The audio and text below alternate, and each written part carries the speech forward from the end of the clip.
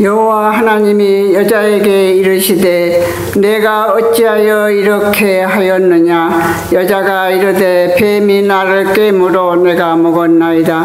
여호와 하나님이 뱀에게 이르시되 내가 이렇게 하였으니 내가 모든 가축과 모든 짐승보다 더욱 저주를 받아 배로 다니게 하고 내 후손도 여자의 후손과 살아있는 동안 흙을 먹을지니라. 내가 너로 여자와 원수가 되게 하고 내 후손도 여자의 후손과 연수가 되게 하리니 여자의 후손이 내 머리를 상하게 할 것이요 너는 그의 발꿈치를 상하게 할 것이니라 하시고 또 여자에게 이르시되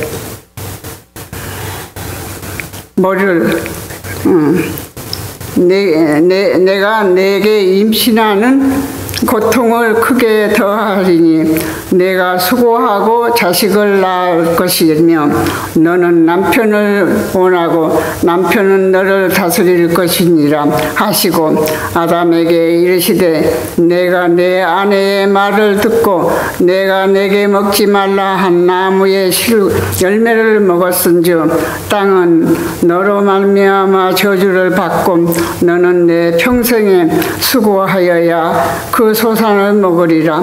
땅이 너에게 가시덤불과 엉겅퀴를 낼 것이니라. 내가 먹는 것은 밭의 채소인즉 내가 흙으로 돌아갈 때까지 얼굴에 땀을 흘려야 먹을 것을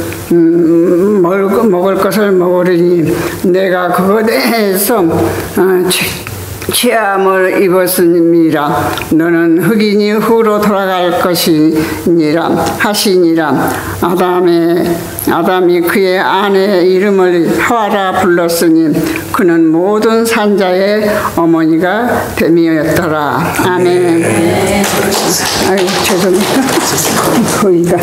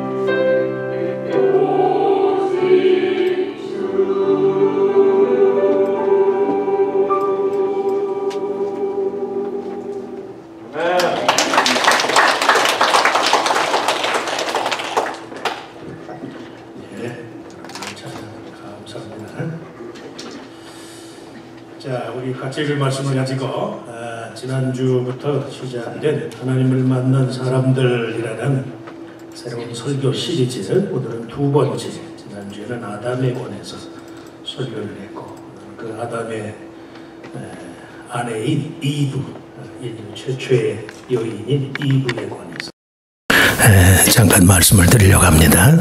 산자의 어머니, 모든 산자의 어머니라는 그런 제목으로, 이브는 아주 대단한 여자였어요.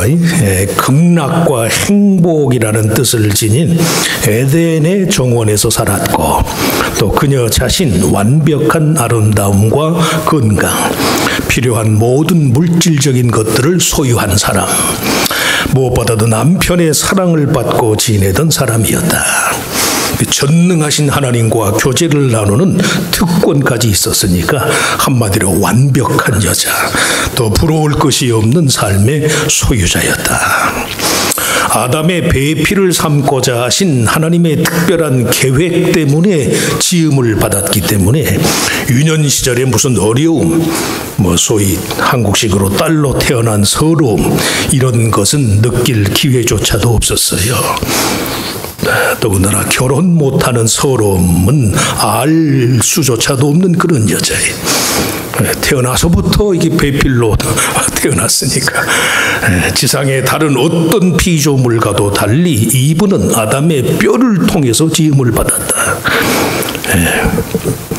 여자가 강합니까? 남자가 강합니까? 질적으로 여자가 강해요. 여자가. 남자만 믿으시면 아멘. 강하다니까. 왜 그래요?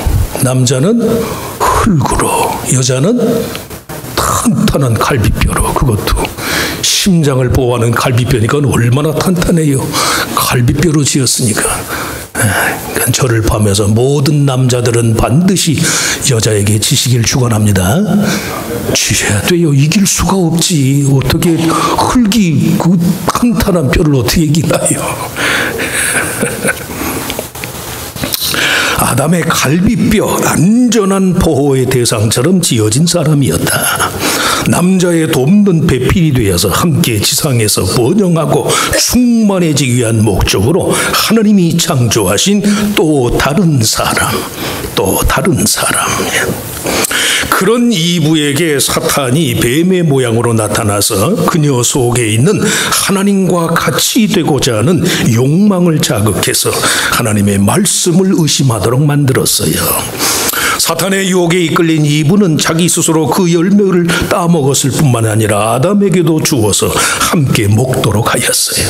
그 결과 그 두 사람 모두 하나님께로부터 분리되었고 에덴 동산에서 쫓겨나고 말았어요. 그들의 반역과 불순종은 서로의 벌거벗은 수치를 깨닫게 했고 무화과 나뭇잎으로 그것을 덮여보려고 하였지만 허사로 끝나고 말았어요. 이를 하신 하나님께서는 오직 희생의 피로서만 죄를 대속할 수 있음을 알도록 하기 위해서 동물을 잡아서 그 가죽으로 그들에게 옷을 지어 입히시고 그들의 수치를 덮어주셨어요.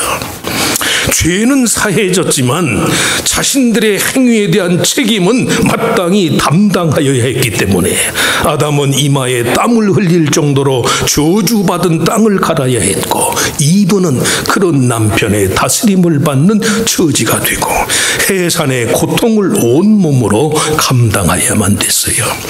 그때부터 지금까지 비록 어린아이들까지도 죄를 안고 태어나는 그런 불행한 운명에 처하게 되고 말았다. 타락으로 인하여 인간의 삶에 부과된 하나님의 신적 질서에서 이브는 원래 아담과 더불어서 함께 지내도록 지음을 받았음에도 불구하고 그에게 복종하는 처지가 되고 말았어요. 이것이 이브의 실상이에요.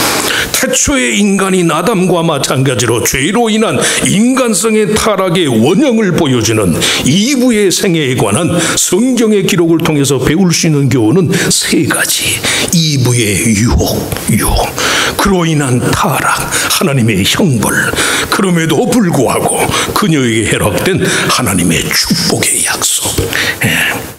이브에게 닥친 유혹은 크게 세 가지예요. 이브뿐만이 아니에요. 지금의 우리도 마찬가지예요. 이브는 사탄은 이브에게 피조물로서의 피해의식을 극대화하는 거예요. 하나님이 참으로 너에게 동산 모든 나무의 열매를 먹지 말라 하시더냐. 하나님의 금지 명령에 대한 피해의식과 그것을 최대한으로 부추기는 사탄의 극단주의적인 발상이 포함되어 있어요. 하나님은 분명히 동산의 모든 나무는 네 마음대로 다 먹어라. 그러나 선악을 알게 하는 나무 그 하나는 먹지 마라. 왜? 그래야 피조물로서의 한계를 아니까. 그럴 거 아니에요. 지난 주일날도 말씀했지만 은혜로운 사람은 10 중에 9이 잘 되고 하나가 안 됐으면 넘어가요. 은혜가 없는 사람은 그 반대지, 반대. 은혜로운 사람은 10 중에 9이 잘못되고 하나가 온전해도 그 온전한 하나에 대한 기대와 희망을 가지고 9의 잘못을 상쇄한다니까. 은혜로운 사람은. 은혜가 없는 사람은 10 중에 9이 잘되고 하나가 잘못된 그 잘못된 하나 때문에 행복하지 않다는 거예요. 영락 없잖아요. 사탄이 교활하거든. 인간 속에 피해의식을 자극해. 피해의식을. 아담과 이물은 분명히 동산 중앙에 나무 한 그루를 금지당했음에도 불구하고 사탄은 마치 하나님이 모든 나무를 금하신 것처럼 그렇게 말해요. 우리들 역시 대부분 부분과 전체에 대한 혼돈, 왜곡을 경계해야 한다. 모든 인본주의적인 생각의 저변에는 어김없이 부분에 대한 전체에 대한 부분화가 포함돼서 모든 걸 극단적이게 만들잖아. 극단적으로. 둘째, 사탄은 입으로 하여금 하나님의 말씀의 진정성에 대한 의심을 갖도록 했어요. 너희가 그것을 먹는 날에는 너희 눈이 밝아져 하나님과 같이 되어 선악을 알 줄을 하나님이 아심이니라. 아담과 이브의 지나친 슬기로움을 자극한 거예요. 그들 자신의 안전에 대한 염려와 호기심이 지나친 나머지 하나님의 말씀의 진정성까지도 의심하게 만들었어요. 저나 여러분이나 이브와 같지 않으려면 피조물로서의 본분, 그 역할에 대한 믿음이 필수적이. 지혜와 지식의 영역에 있어서의 새로움이 있어야 돼요. 똑똑한 것이 좋지만 하나님의 존재를 부정하면서까지 똑똑하는 건 언제든지 문제예요. 언제든지. 우리는 피조물에 불과해요. 하나님이 지으셨거든. 하나님이.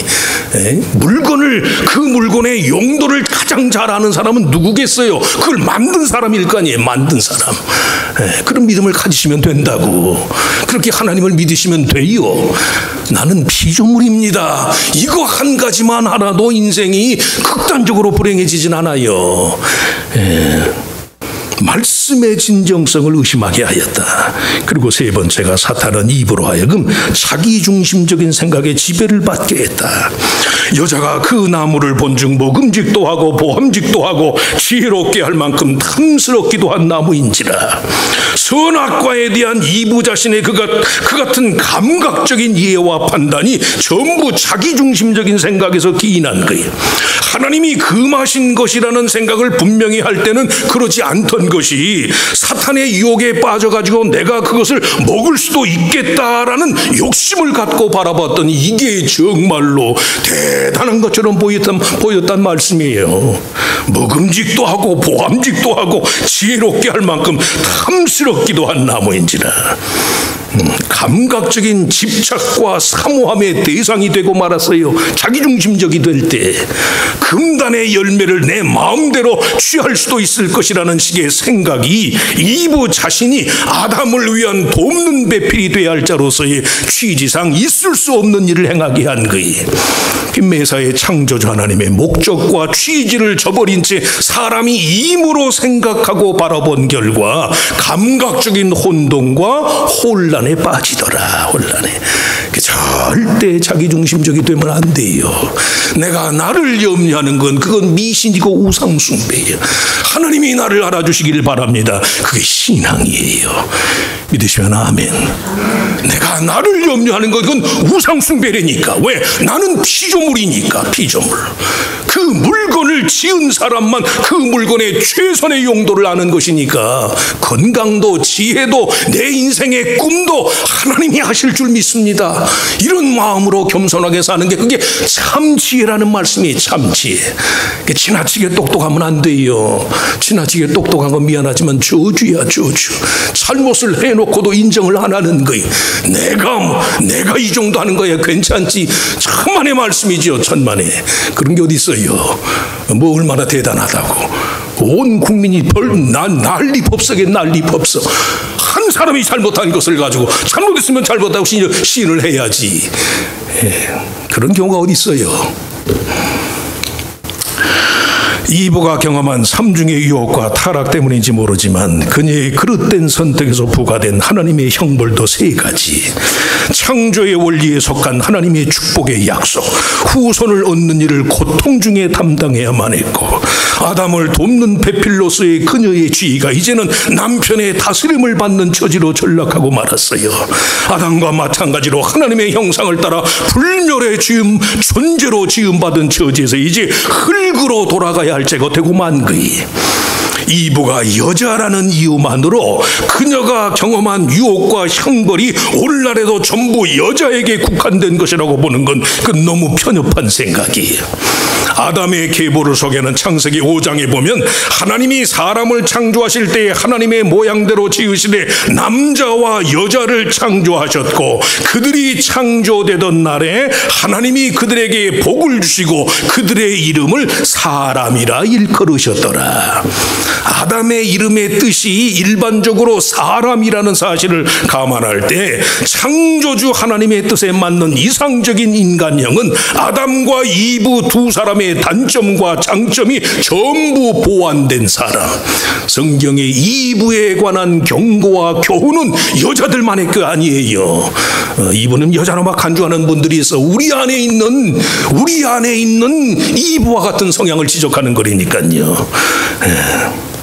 그 두 사람이 한 몸으로 결합해서 온전한 사람을 이룬 것까지 우리 모두는 아담에 대해서는 물론 이브의 유혹과 넘어짐, 그로 인한 하나님의 심판에 대해서까지 조심하여 살피는 것이 필요하다.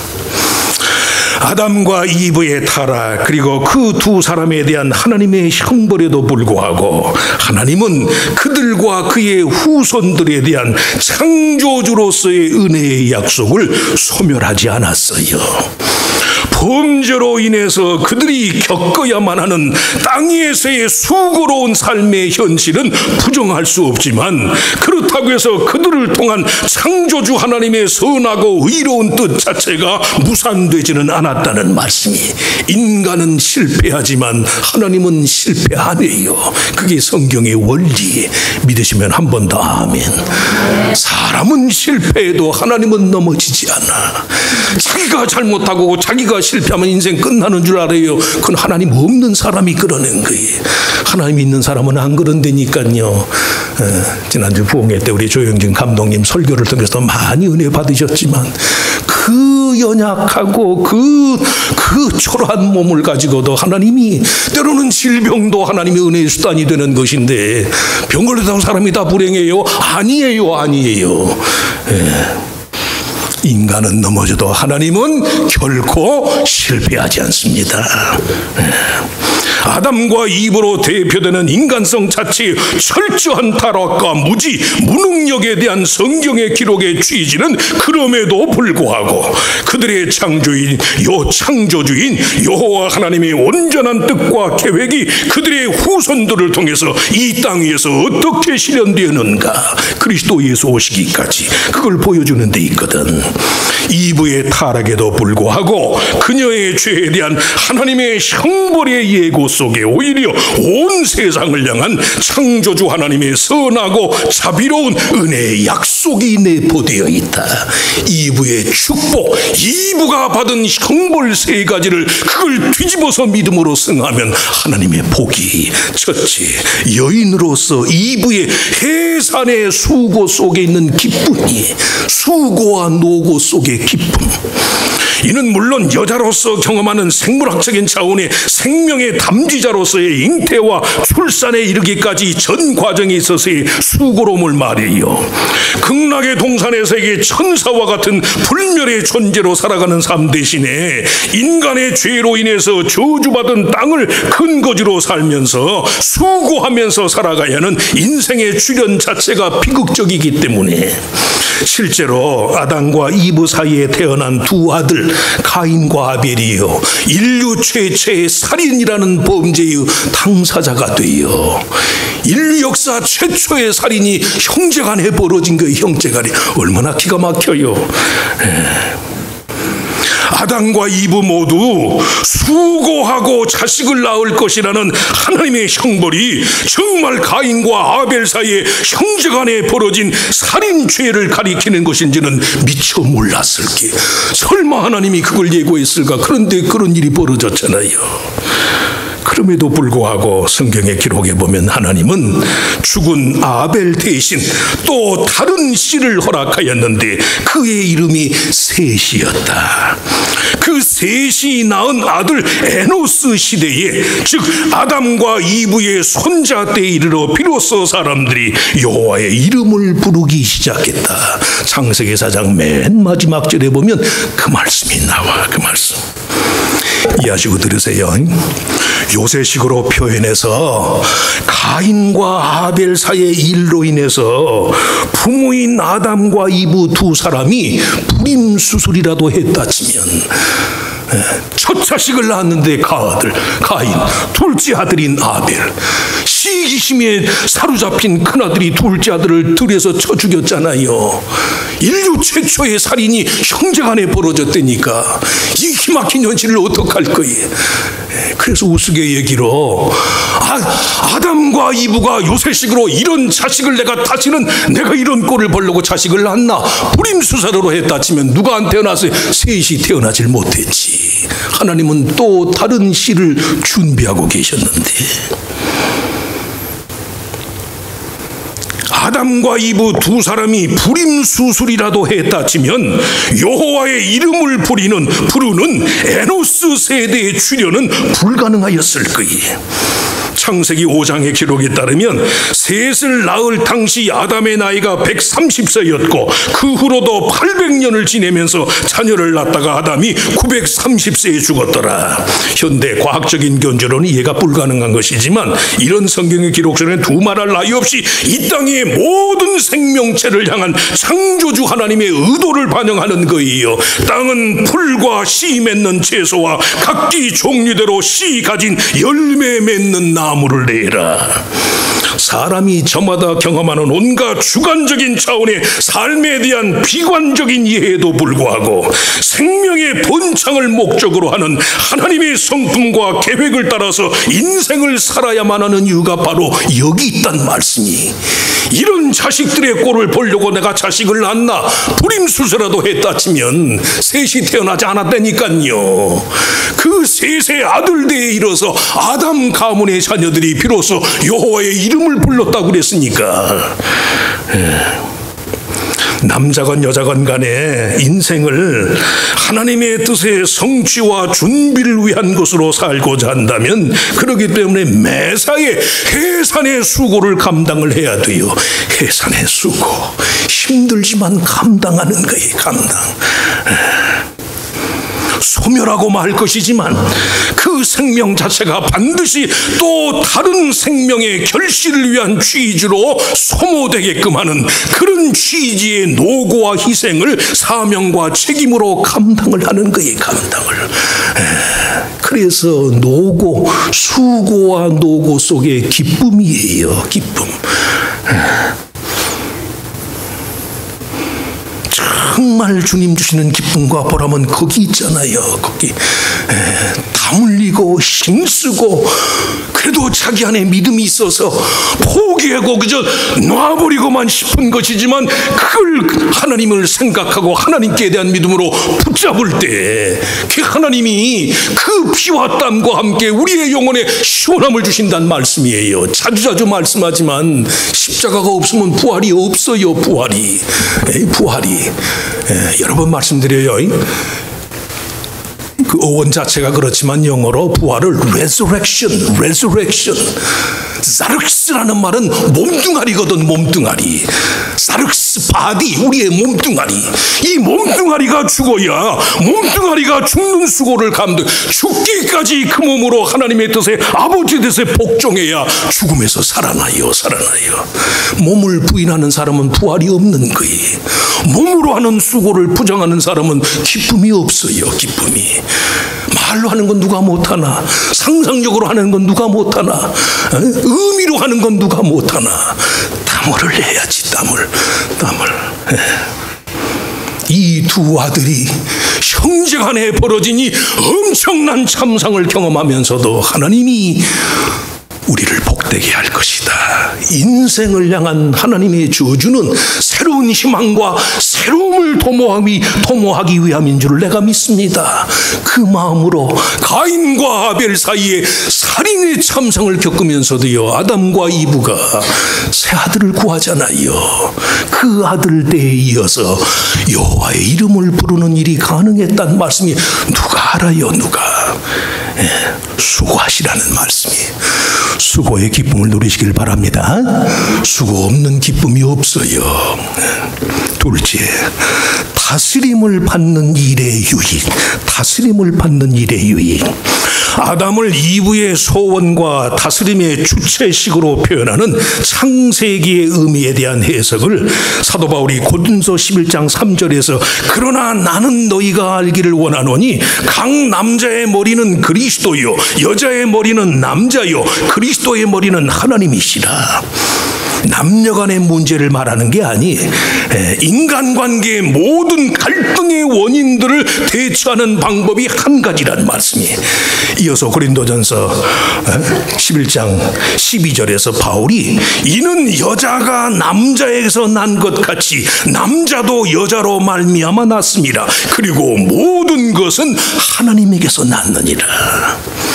인생뿐만 아니라 땅 위의 모든 것이 창조주 하나님에게서 비롯된 것이라는 사실을 전제로 아무도 다른 누구에게 대하여 함부로 다스리는 권한을 남용할 수가 없어요.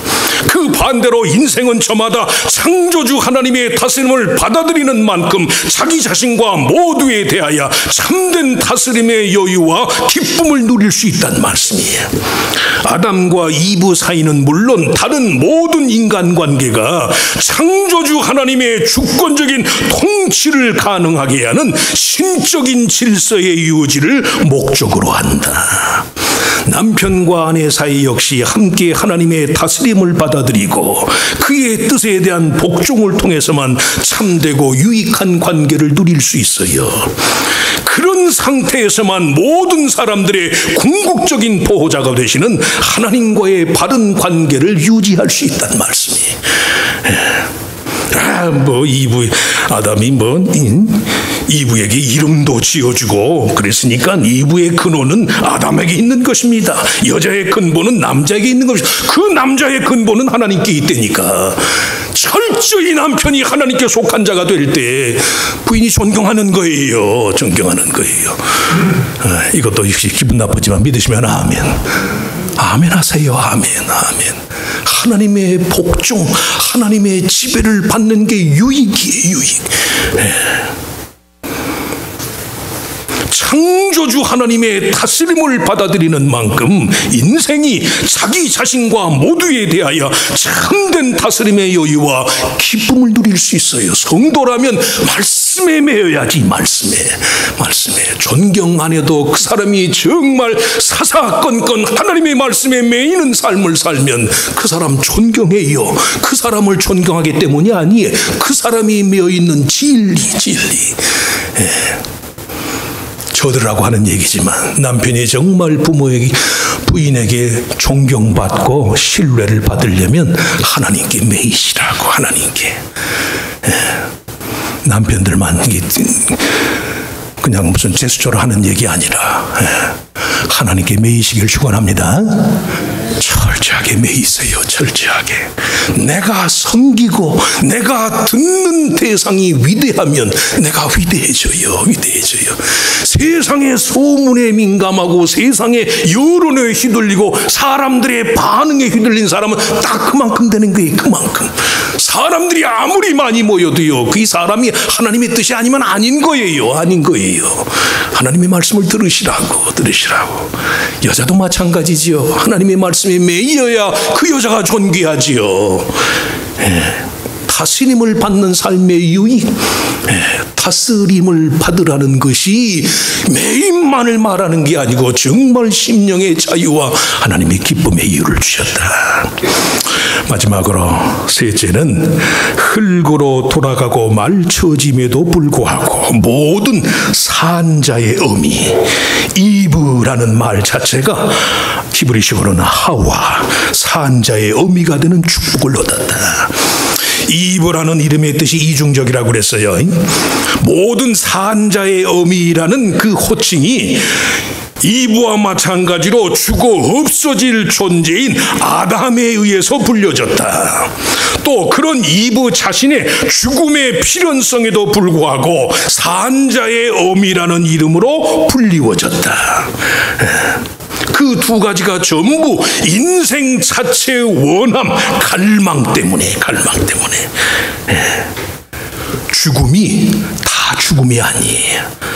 산다고 해서 다 사는 것도 아니에요. 삶을 위한 갈망, 죽음의 무의미를 초월하고자 하는 인간 본연의 갈망이 필수적이란 말씀이에요.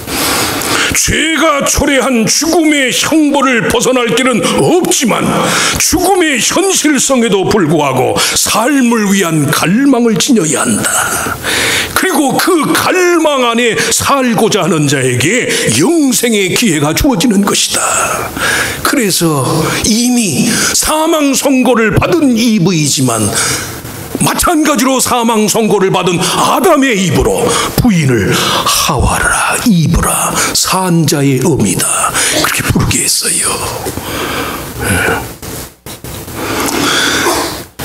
바바라 해리슨이라는 여성 문학가가 이브에 관한 명상, 아주 유명한 글이 있어요. 이브에 관한 Meditation on Eve, 이브에 관한 명상. 이브가 금단의 열매를 베어문 순간 그녀는 우리에게 불완전하지만 이 아름답고 위험한 세상, 생명으로 가득 찬 세상을 보여주었습니다. 그녀의 타락이 초래한 하나님으로부터의 분리가 사실은 우리에게 결코 채워질 수 없는 하나님께 대한 갈망의 이유가 되었습니다. 그 갈망이 인간됨의 근본입니다. 선악을 아는 지식에 대한 그녀의 호기심, 극단적인 호기심이 아니었다면 우리 중 아무도 하나님을 알 수도 사랑할 수도 필요로 하지 않았을지도 모릅니다. 우리를 하나님의 은혜에서 멀어지게 한 그녀가 사실은 우리에게 구원의 여지를 제공하였습니다. 그녀의 죄가 구원의 수레바퀴를 가동하여 우리 속에 구원의 갈망을 불어넣은 것입니다. 지금 우리가 하늘에 대해야 하는 것이 모두 이브가 알려준 세상 때문입니다. 그녀가 우리에게 하늘의 청사진을 제공한 것입니다. 이브가 없었으면 낙원도 없었을 것입니다. 이브가 없었으면 초월을 갈망하는 합리적인 욕구도 없었을 것입니다. 그녀가 우리에게 남긴 최고의 유산이 바로 갈망에 대한 명령입니다. 어린 생명이 태어나는 것도 위대한 시가 탄생하는 것도 모두 이 이브가 사랑스러운 세상에 선물한 위대한 선물, 인간으로서의 갈망 때문입니다. 사모함이 있어야 돼. 사모함. 아담도 사망 선고를 받은 사람이에요. 이브도 사망 선고를 받은, 너희가 죽으리라 했으니까. 사망 선고를 받은 처지에서까지 뭐 될 대로 되지 죄 짓고 어차피 죄 짓다 타락했는데 죄나 더 짓고 그냥 죽고 말지 일어나요? 두 아들의 살인죄를 목도하는 그런 기막힌 처지를 당하면서도 아담과 이브가 포기 안 하는 게 뭘 포기하네요? 갈망을 포기하는 갈망. 이브를 미혹하여 타락하게 한 뱀에 대한 신적인 저주. 내가 너로 여자의 후손과 원수가 되게, 여자와 원수가 되게 하고 네 후손도 여자의 후손과 원수가 되게 하리니 여자의 후손은 네 머리를 상하게 할 것이요 너는 그의 발꿈치를 상하게 할 것이니라. 원시 복음이, 메시아의 승리를 말하는 원시 복음이,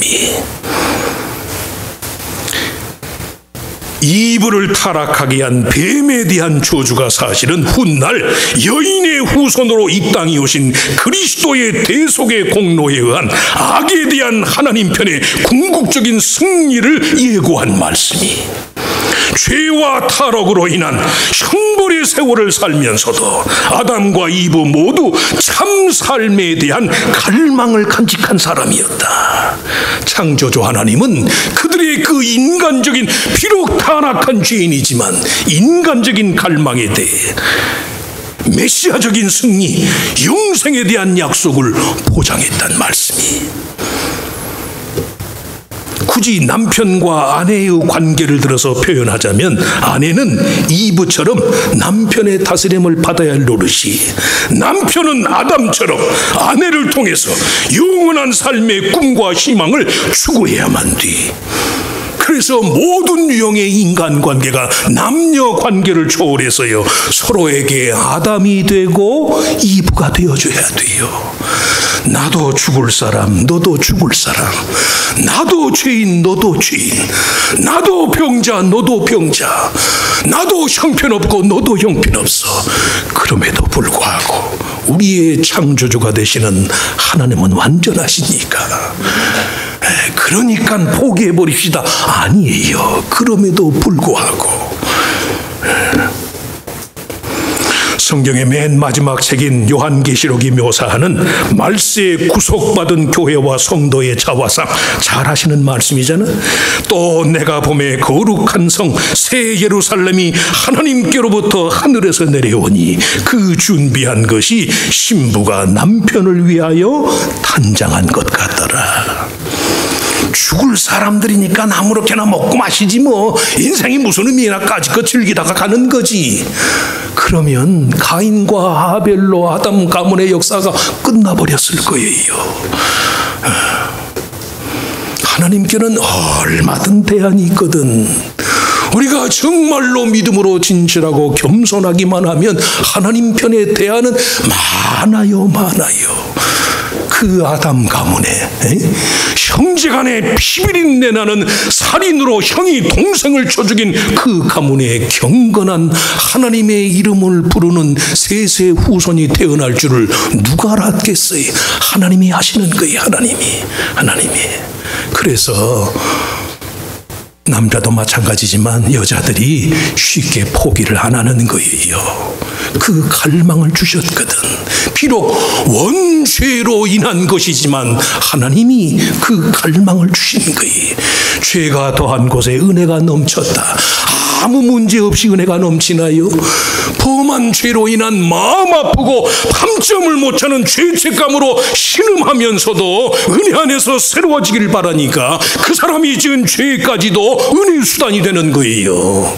하나님 편에는 길이 많다니까 갈망하시길 축원합니다. 포기하지 마시란 말씀이에요. 처음 말씀한 것처럼 열의 9이 잘못되고 하나가 온전해도 믿는 사람은 하나님이 그 하나를 통해서 열을 상쇄할 줄을 믿습니다. 이걸 믿는 거예요. 믿음 없는 사람은 안 그런다니까.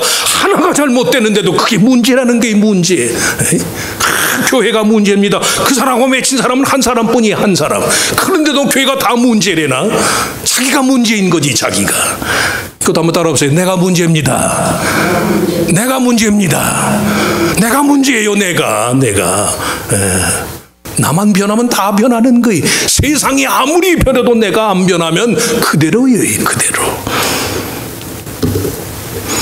흙으로 돌아가고 말 처짐에도 불구하고 마찬가지 흙으로 돌아갈 저주의 형벌을 받은 아담에 비해서 부인을 향해서, 같이 죽어갈 부인을 향해서 당신은 하와, 산자의 모든 산자의 어미입니다. 그 고백이 셋을 얻게 하신 거예요. 거룩한 갈망으로 하나님의 씨를 얻는, 축복의 씨를 얻는, 변화의 씨를 얻는 우리들 모두가 되시기를 주의 이름으로 축원합니다. 축원합니다. 하나님, 인생이 선택입니다. 에덴 동산에서 태초의 인간이었던 아담과 이브가 뱀의 유혹 앞에서 금지한 하나님의 말씀을 따라서 살 것인가, 내 위주로, 내 감각적인 위주로 따먹고 말 것인가. 그때서부터 인생은 선택의 연속입니다. 우리가 정말 하나님을 믿는다면 우리의 거룩하고 의롭고 착하고 정직하고 겸손한 선택에 대해서는 하나님이 책임져 주시는 것임을 믿습니다. 다시는 뱀의 간교함에 속았던 아담과 이브처럼 다시는 우리의 임의적인 선택의 유혹에 속지 않도록 우리를 거룩해 하여 주시옵소서. 하나님께 대한 갈망, 다른 건 모르지만 하나님이 나를 복을 주시고 하나님이 내게 잘되게 하시고 하나님이 나와 함께 할 것이라는 이 하나님과의 관계에 있어서의 갈망만큼은 절대 포기하지 않는 참 믿는 자가 되게 하여 주시옵소서.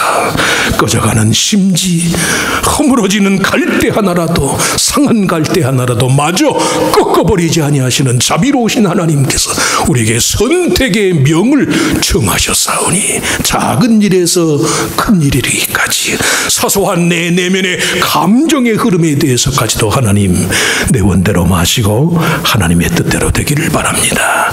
내 기분대로가 아니라 하나님의 말씀대로 하겠습니다. 거룩한 선택의 주인공들이 돼서 하나님이 반드시 믿고 의지하는 자들의 삶의 최후를 30배, 60배, 100배로 갚아주시는 은혜가 함께하여 주시옵소서. 이 믿음으로 한 주간 뜻에서 승리하는 우리들 모두가 되게 하시기를 바라고 감사하며 예수님의 이름으로 간절히 기도하옵나이다. 아멘.